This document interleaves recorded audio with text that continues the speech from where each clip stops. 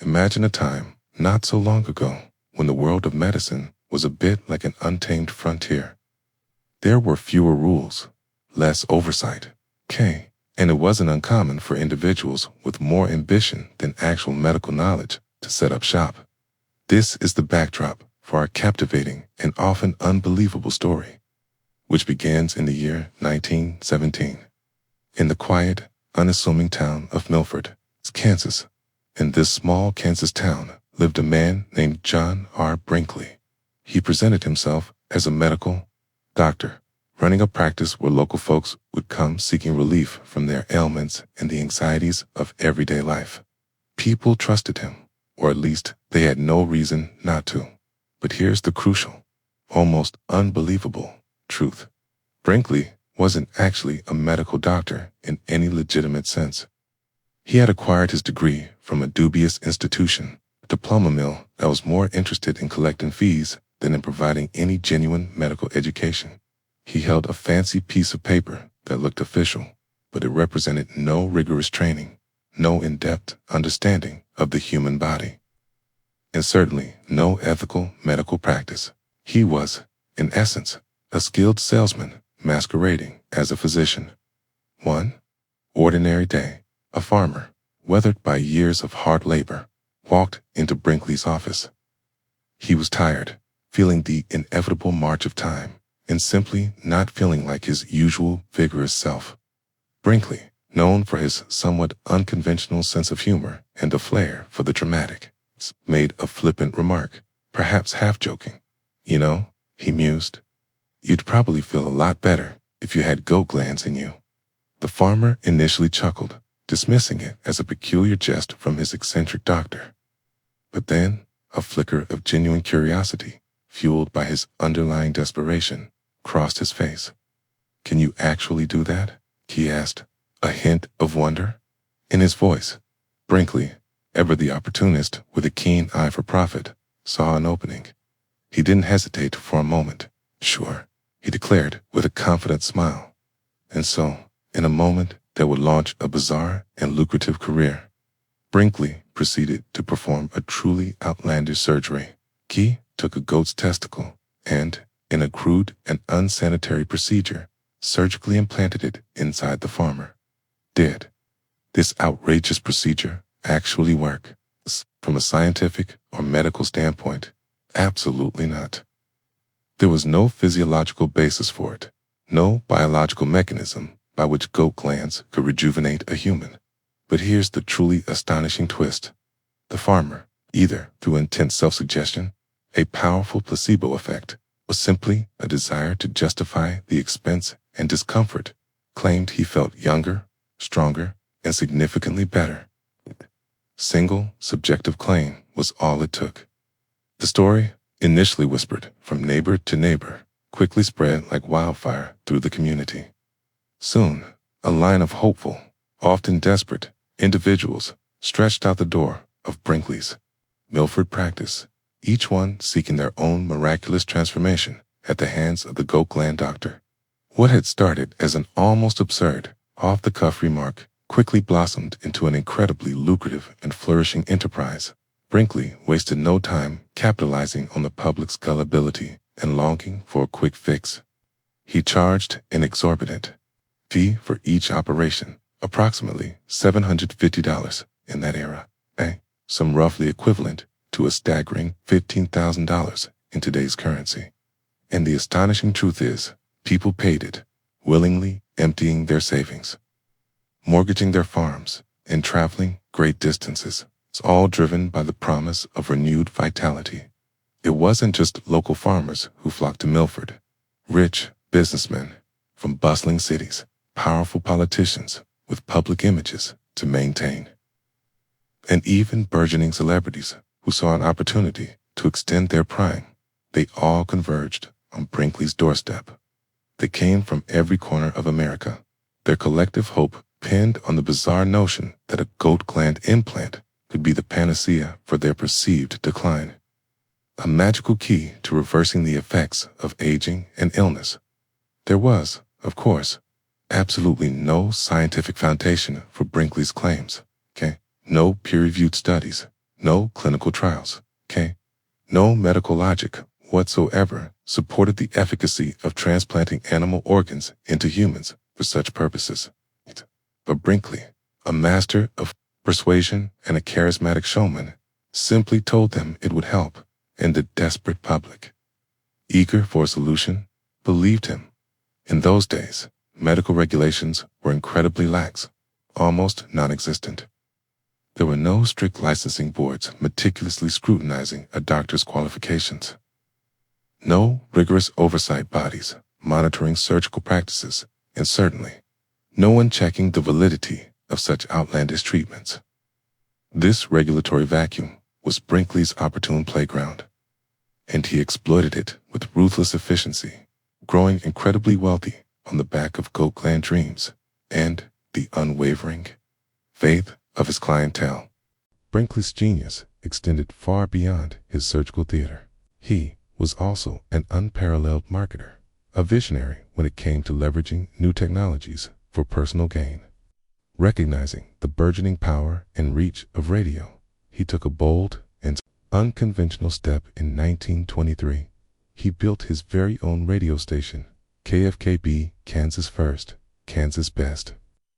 The airwaves became his personal stage, a powerful megaphone through which he could reach millions.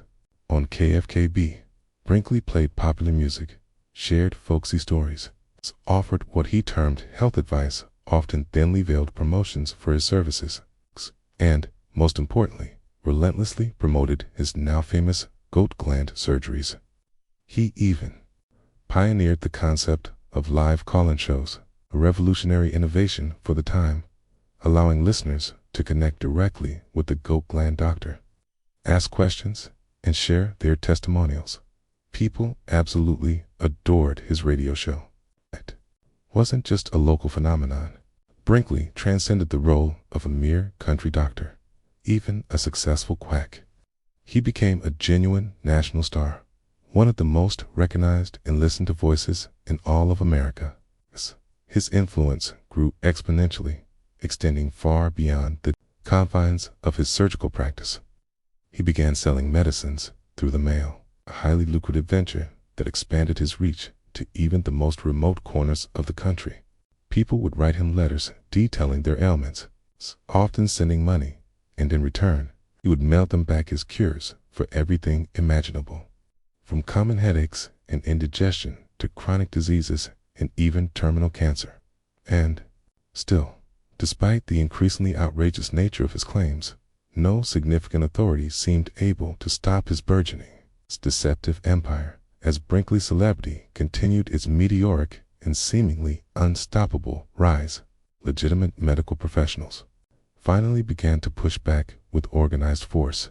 The American Medical Association, AMA, is the highly respected and influential organization representing physicians, publicly denounced him as a dangerous fraud. They issued stern warnings to the public, cautioning them about the perils of his unproven practices and the very real harm he inflicted. But Brinkley, always one step ahead in the game of public perception, had a cunning strategy to counter this opposition. Politics, in 1930, made the audacious decision to run for governor of Kansas. His political campaign was a masterclass in populist rhetoric, brilliantly simple and incredibly effective, tapping into the prevailing anti-establishment sentiment of the era. The doctors and elites are against me, he thundered to his loyal followers, but I'm fighting for you, the common person. The echoes of this us versus them narrative, surprisingly potent even today, resonated deeply with many. Brinkley didn't win the governorship, but the outcome was astonishingly close, a testament to his immense popularity.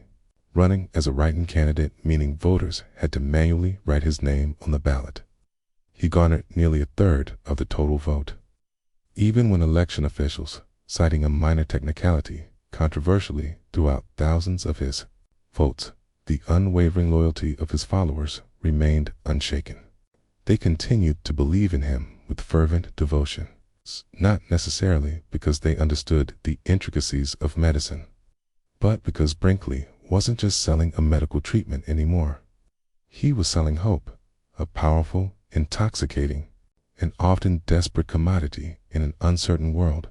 But even the most elaborate, successful scams eventually reached their inevitable conclusion. The cracks in Brinkley's carefully constructed facade began to show, then widen into gaping chasms. His goat gland surgeries, once touted as miraculous, started going horribly wrong with increasing frequency. Patients developed severe infections. Complications arose, and tragically, some even died as a direct result of his procedures. Lawsuits, like a relentless, rising tide, began to inundate him, threatening to drown his entire operation. Medical boards, finally galvanized into decisive action, took the ultimate step. They formally revoked his license to practice medicine. The government, armed with new regulations spurred in part by his activities, eventually shut down his beloved flagship radio station, KFKB. Undeterred by these setbacks, Brinkley, ever resourceful, packed his bags and relocated to Texas, strategically establishing himself near the Mexican border. There, he built a brand new radio station, even more powerful than KFKB, strategically placing it just across the border in Mexico, deliberately beyond the direct reach of U.S. laws and regulations. From this new extraterritorial perch, his voice continued to boom across the entirety of the United States, a defiant torrent of promotions for his fake cures, his new line of miracle pills, and, of course, his infamous goat gland surgeries. But despite his continued broadcasts and his outward show of defiance, the foundation of his empire was irrevocably weakened, and the elaborate edifice he had so painstakingly constructed was inexorably crumbling. By the late 1930s, of relentless legal battles, escalating medical malpractice claims, and crushing financial debts had become unbearable. The U.S. government, determined to bring him to justice for widespread fraud, pursued him relentlessly. John R. Brinkley, once a titan of medical quackery, a millionaire celebrity, found himself systematically stripped of everything: his vast fortune, his once powerful radio stations, and whatever shred of medical credibility he might have once commanded. In 1942, the self-proclaimed goat gland doctor died of heart failure, a broken man, financially ruined, and largely alone. His once thriving, bizarre goat gland empire had vanished, leaving behind only a scandalous and cautionary tale. Looking back from our modern vantage point, armed with scientific knowledge and stricter regulations, it's easy to wonder, how could so many intelligent people from all walks of life have fallen for such an obvious charade? How could they have believed in something so medically outlandish? The answer, when stripped bare of its sensational details, is disarmingly simple, yet profoundly human: desperation. John Brinkley emerged onto the scene during a time when people were grappling with deep-seated anxieties and fears: the fear of aging, the dread of debilitating sickness, the unsettling prospect of losing their vitality and their place in a rapidly changing world. He didn't offer complex medical solutions. He offered them an easy fix, a seemingly miraculous shortcut to renewed youth, strength, and health. And when individuals are desperate enough, when they are yearning for a solution to their suffering, when they want something badly enough, they are often willing to suspend their disbelief and believe almost anything, no matter how outlandish it may seem. This isn't merely a quaint lesson gleaned from the dusty pages of early 20th century history. It's a fundamental aspect of human nature that remains as true and exploitable today as it was a century ago. John Brinkley's incredible and often bizarre story, far from being just a peculiar historical footnote, ultimately became a powerful catalyst for significant and much-needed changes in how America regulates medicine and advertising. His dangerous fake cures, his brazen marketing, and the very real harm he inflicted on countless individuals directly contributed to the establishment of new, stricter laws governing medical licenses, the mandatory, rigorous testing of drugs. before they could be sold to the public, and even the regulation of content broadcast over the burgeoning medium of radio. In a strange, almost ironic way, he became a perverse pioneer of consumer protection, forcing the hand of a government that was initially ill-equipped to deal with such audacious and widespread medical fraud. But perhaps the more profound and enduring lesson of the goat doctor is this: the fundamental nature of the scam he ran, preying on people's hopes, fears, and vulnerabilities, persists to this very day. From the endless parade of unproven health products aggressively peddled online and through social media to the latest miracle diets promising instant transformation, the same core psychological tricks and manipulative sales tactics are still very much in play.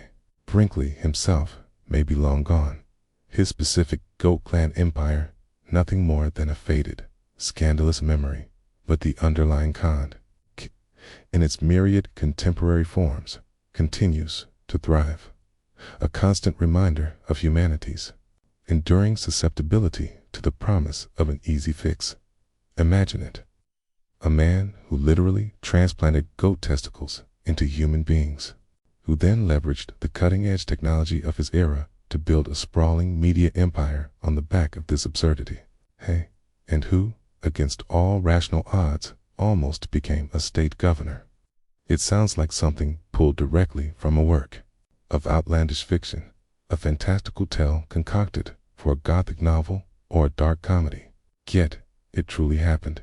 And if you believe that this is the strangest, most mind-boggling story woven into the rich tapestry of human history, you might just want to keep an open mind.